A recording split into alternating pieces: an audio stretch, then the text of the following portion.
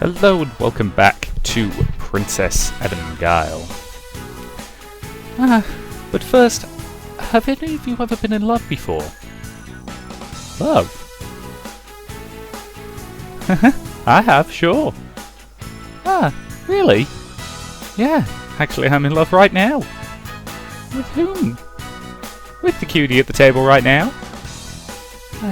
Well, Pantabella is very cute, but... Hey now! We unfortunately had to leave Pantabella outside during our meal. Excuse me, Ayaka-sama, but what are you saying? Are you serious? Maybe, maybe not. Of course she's not being serious. Have you met this character? Ayaka-san winked at me with a graceful laugh. Then, Chio-san, Rai-san, Seiya-san?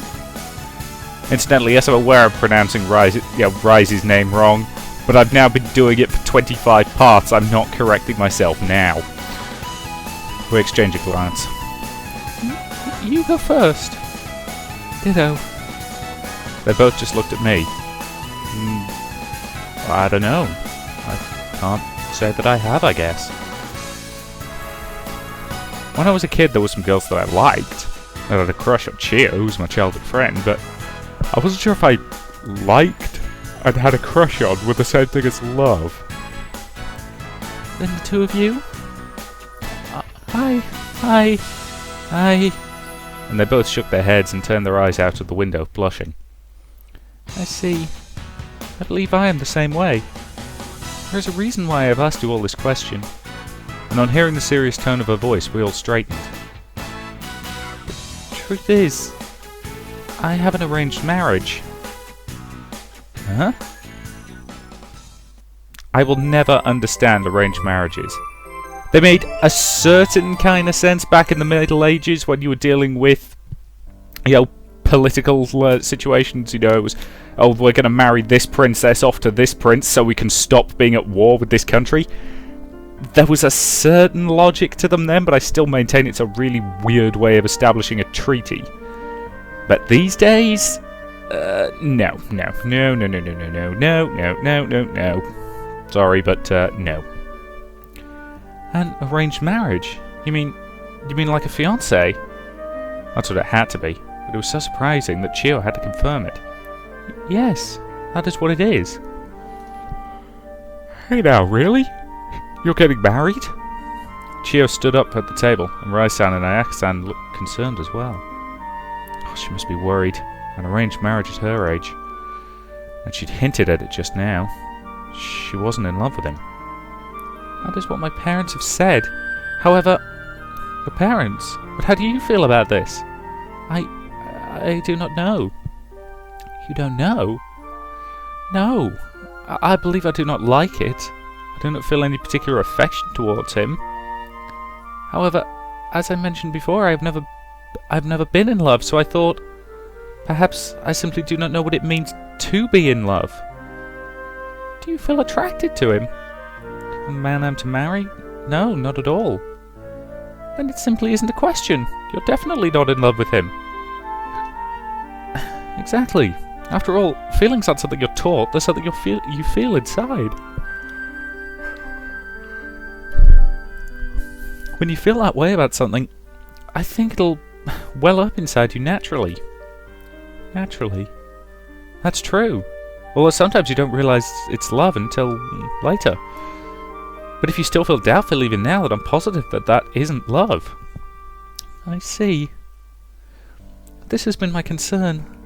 My father has said that I will come to care for him in time. However, I believe that I am suffering the opposite effect. The idea of meeting him has become repugnant to me. I had thought that perhaps I was wrong to feel that way, but...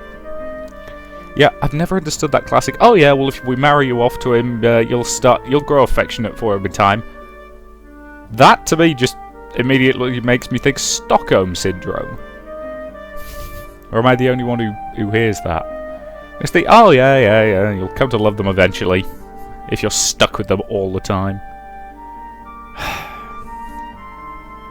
In our earlier conversation, you mentioned that macking was not desirable. so it stands to reason that my feelings are not unnatural either. Of course they're not. Chio placed her hand on Ryuko-san's encouragingly. Have you already met up a bunch of times? Yes. We have met once a month since the year began. When my parents came to the school to pick me up. I see. I never even realised.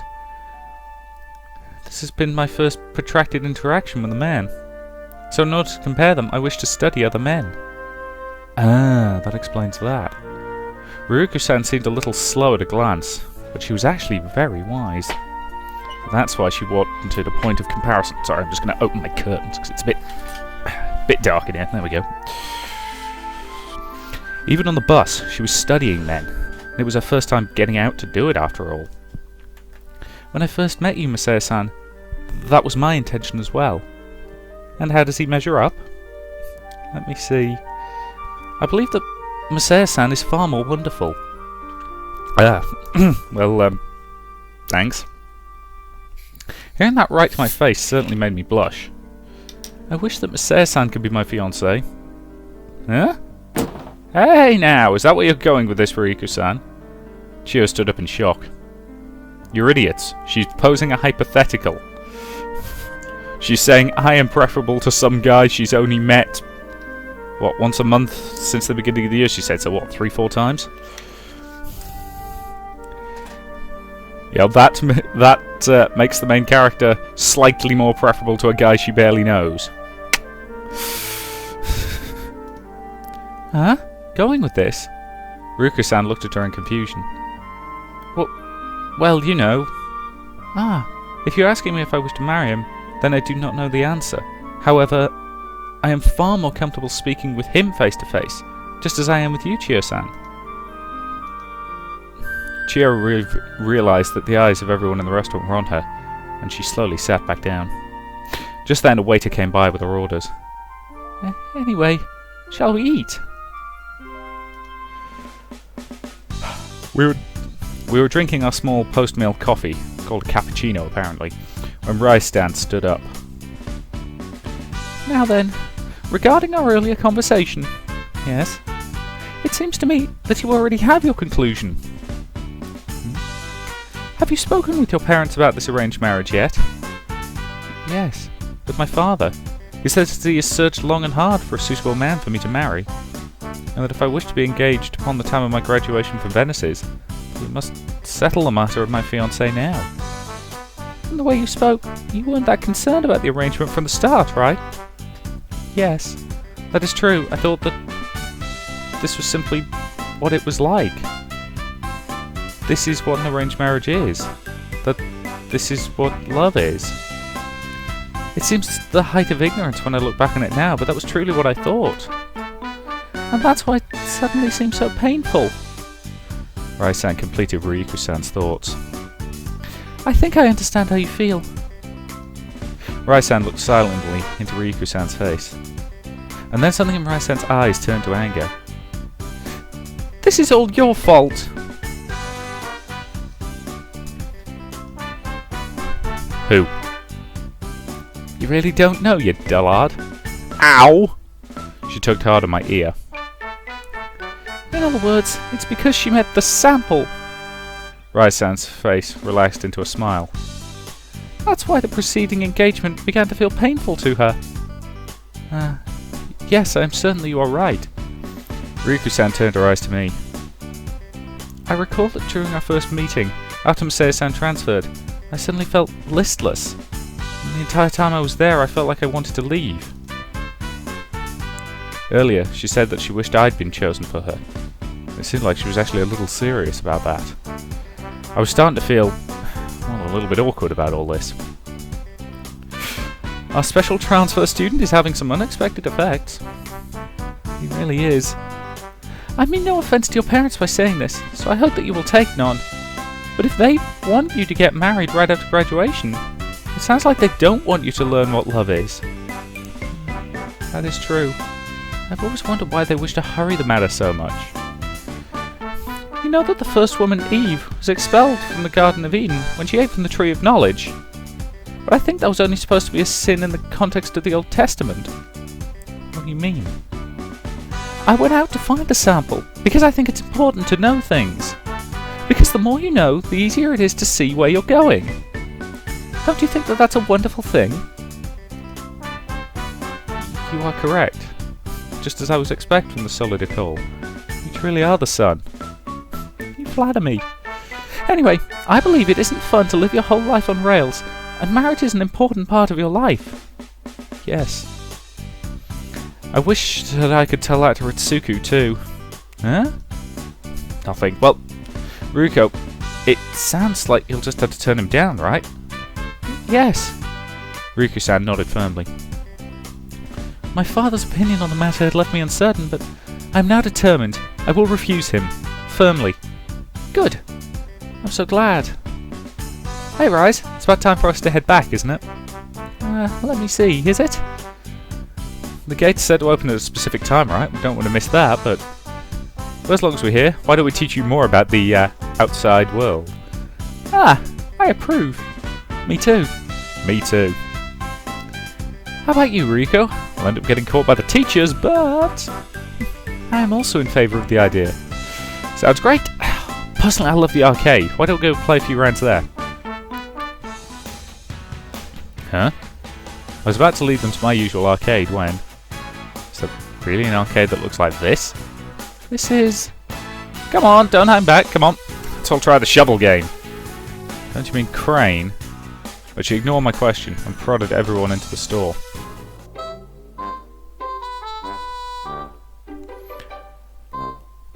Oh god.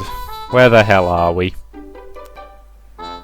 Oh, this is a lingerie shop. Well, I thought we could make this an adventure not just for us, but for Masaya-kun too. Oh, I really don't know about this adventure. Come on now, how about this one? Yeah, I really think the clerks want me to leave. Oh, Ayaka-sama, you sneak. But I think he's pretty happy about it. I would love for Masaya-san to pick one out for me.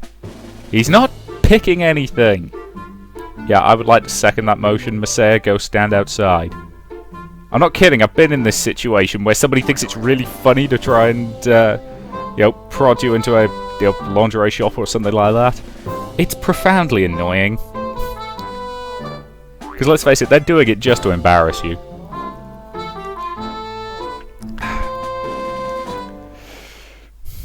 We went to the arcade, karaoke, and a movie. And by the time we got back to school, it was already dark out. Naturally, we got chewed out by the headmistress, but... well, we all felt so content that we didn't even really mind.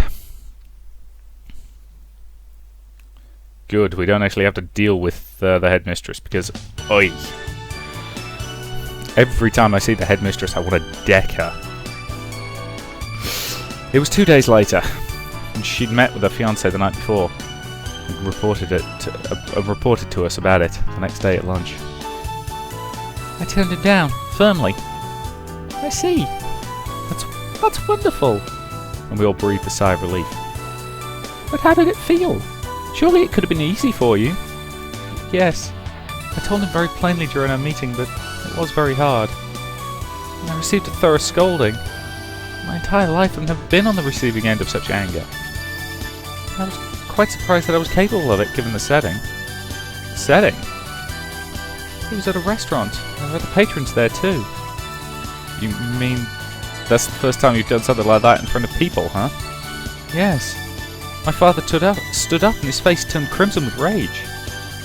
The other customers were shocked, and my mother tried desperately to calm him, but his anger just would not be quelled. To be honest, I was quite frightened by it. This had been several months ago. Such anger might have caused me to take back my words. No, I am certain that it would have.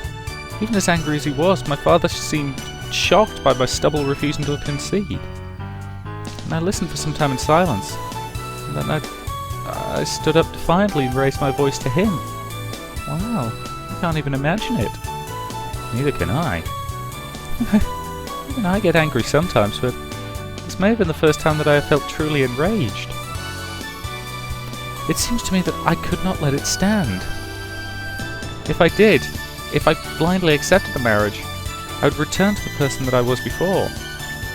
But I really was frightened, and standing my ground to the end required more courage than I could have imagined. But all the while, I was listening to my father's rebuke, and I was thinking about our adventure. Riku-san smiled brightly, and looked at each of us in turn. Eating from the tree of knowledge of good and evil has made me more discriminating. I believe that true evil is driving yourself into unhappiness.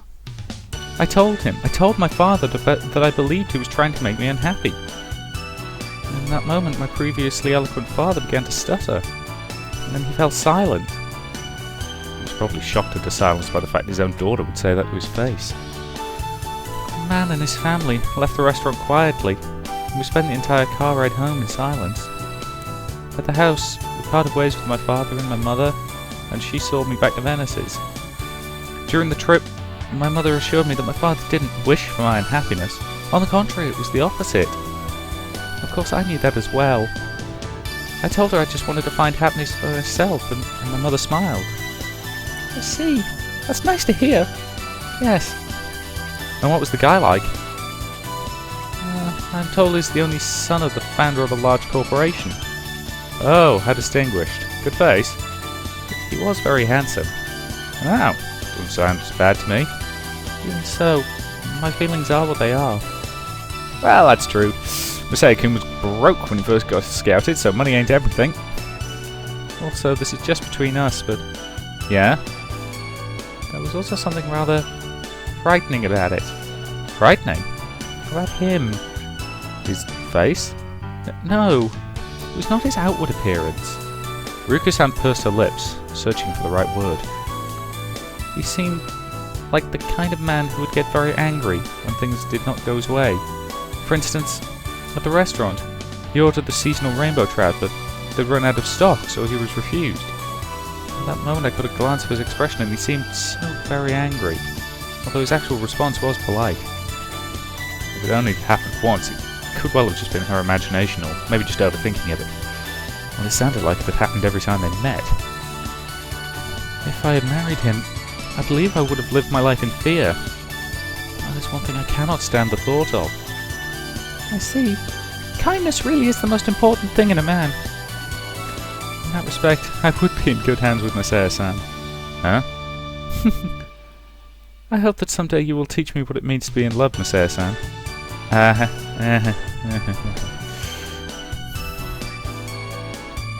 The girl's eyes bored holes into me.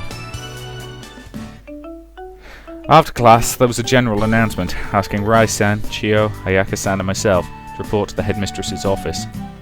Oh god, are we going to get a chewing out for corrupting her or some bollocks like that? I wonder what it could be. We met up in the hallway, and Riku-san hadn't been called. She met us there, a concerned expression on her face. Oh, this FaceTime's got to be due to our little adventure, right? Well, we already received our lecture about that. Well, we'll find out when we get there. Ayaka-san spoke breezily, clearly used to this kind of thing. Rai-san and Chio didn't look very concerned either, but Ryuko-san's expression was tense. I believe I will join you. I have a very bad feeling about this. Don't make it too much of it, I'm sure it's nothing serious. I hope not. As if seeing 4 people called at the same time was unprecedented, the students stared at us as we walked down the hallway.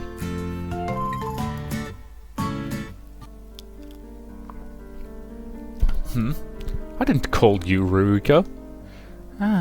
But this regards our escape from the school, does it not? Didn't you hear me? I didn't call you. Please leave. Ryuko-san left the room reluctantly.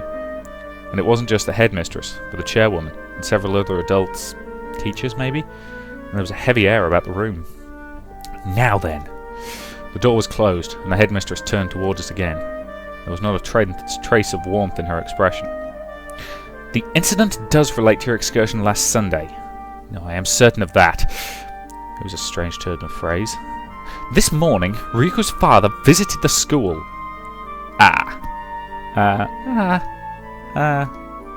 She ignored our surprise and continued speaking. What surprise? I figured out this was pretty obviously what it was.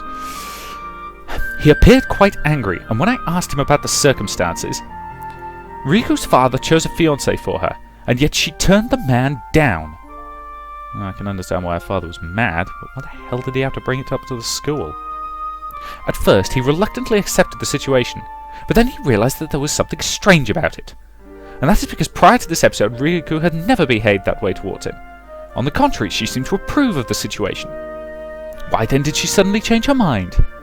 He was certain that something must have happened at school, and so he came to see us. And as he explained the situation to me, that was when it would occurred to me. Riku's sudden change occurred immediately after she broke the rules to leave school grounds.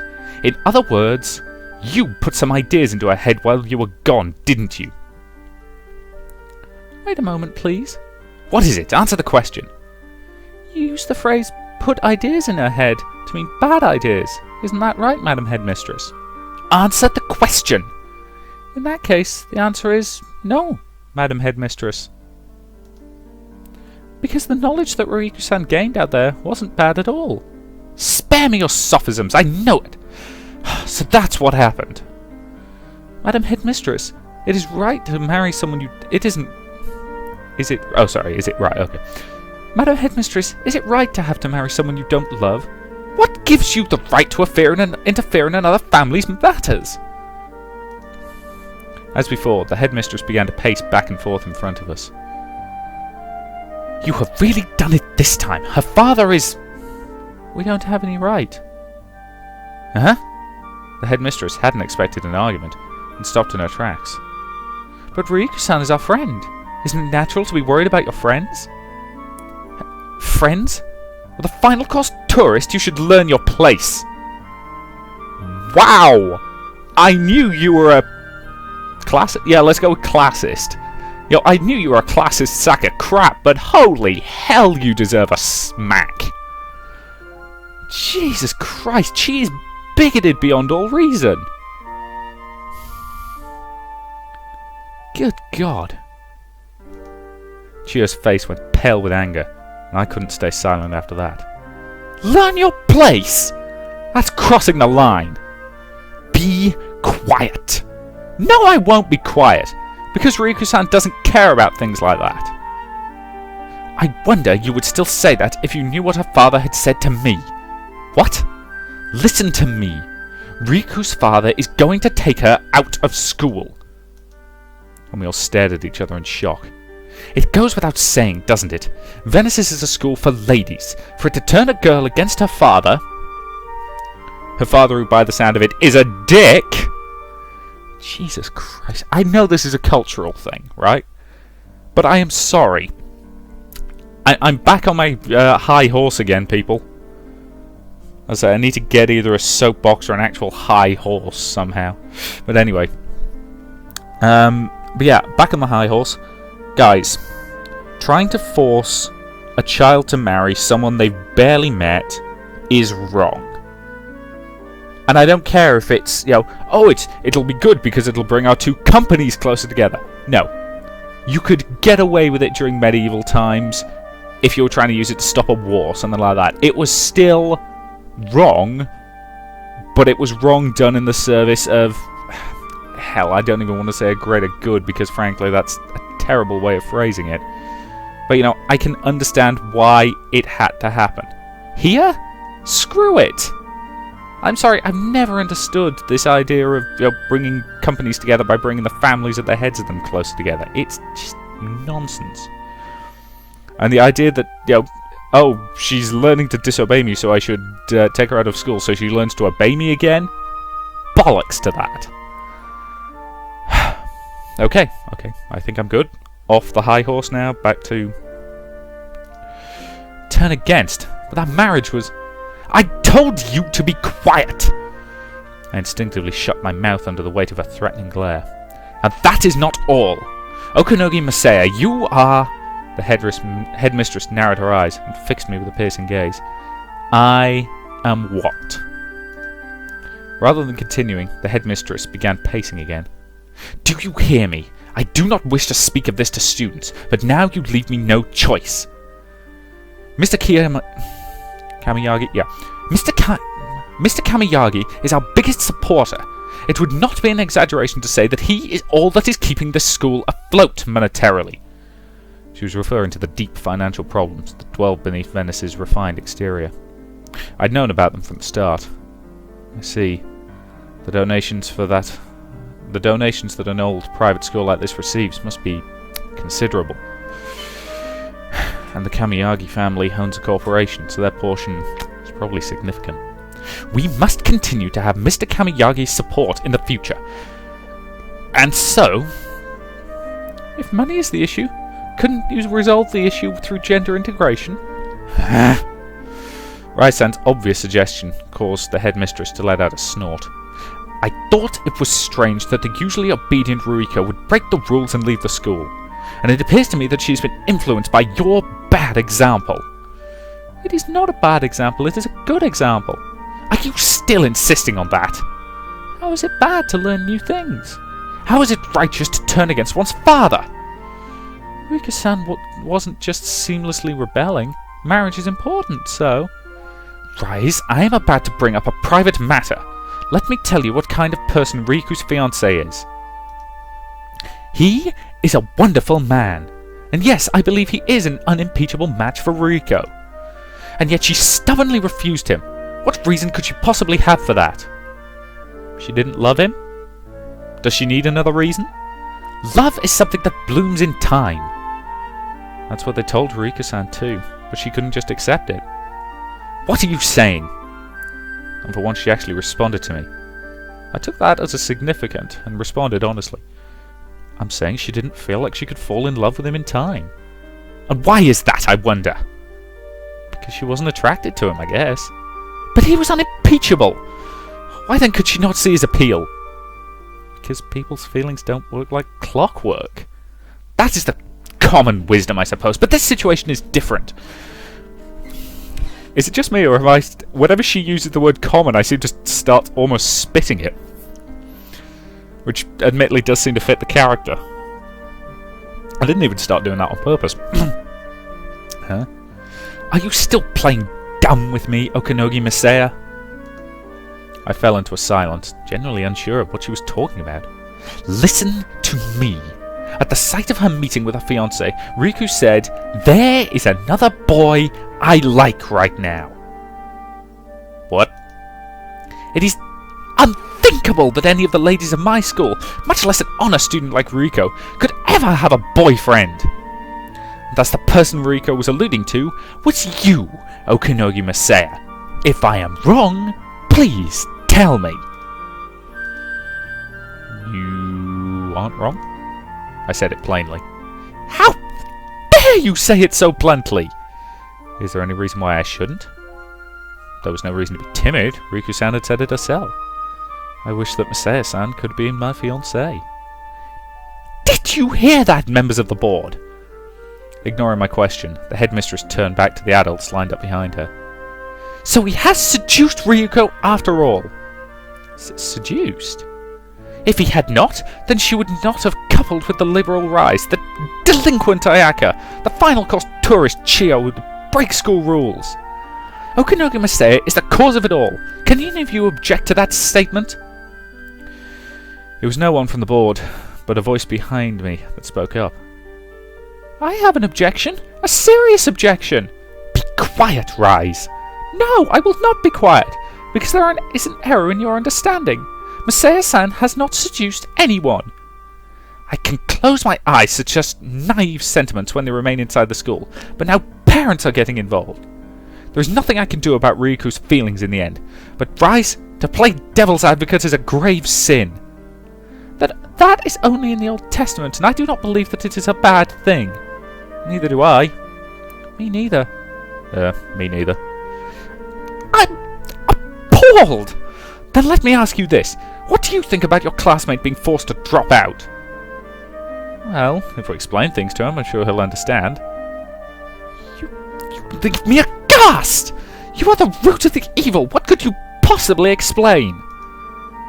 I keep telling you, this isn't evil! And with that little outburst, that seems a reasonable point to end this part before I, well, try and reach through the screen to throttle the headmistress. So, I will say thank you very much for watching, and I will see you in the next part. And I'm going to take a minute or two to calm down.